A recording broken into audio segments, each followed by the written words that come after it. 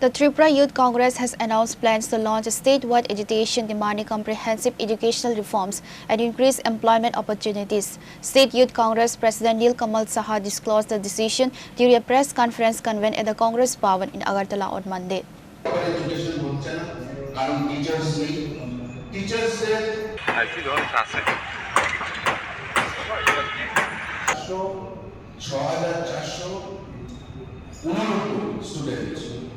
Pradesh Yuva Congress President Nilkamal Saha stated that in accordance with the Right to Education Act 2009, free education must be implemented immediately in all government and government-aided schools, including the Vidya Jyoti schools. Additionally, he demanded an immediate halt to the collection of various types of fees in these schools.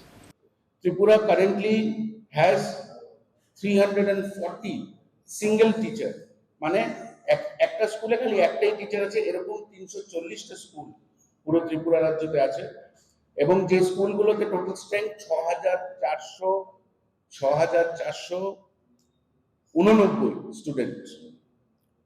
আমরা নীতি আয়োগের থেকে আরো report যেটা পেয়েছি সেটার দ্বারা এটা বোঝা যায় যে বেকারত্বের হার আজকে কোন জায়গাতে, এডুকেশন সিস্টেমটাকে কিভাবে তারা অন্ধকারের দিকে ঠেলে নিচ্ছে, স্টুডেন্টসদের প্রপার এডুকেশন হচ্ছে না কারণ টিচার্স নেই, টিচার্সদের নিয়োগ করা হচ্ছে না, 8000-এরও বেশি শিক্ষকের ভ্যাকেন্সিজ আজকে ত্রিপুরাতে আছে এবং অন্য রাজ্যেতে গিয়ে এই রাজ্যের মুখ্যমন্ত্রী বলছেন যে ত্রিপুরা বিকশিত ত্রিপুরা এবং ত্রিপুরার প্রত্যেকটি মডেলে কাজ হচ্ছে এবং কলকাতাতে গিয়ে আমরা শুনেছি বলেছে ত্রিপুরা মডেলে কলকাতা চলছে।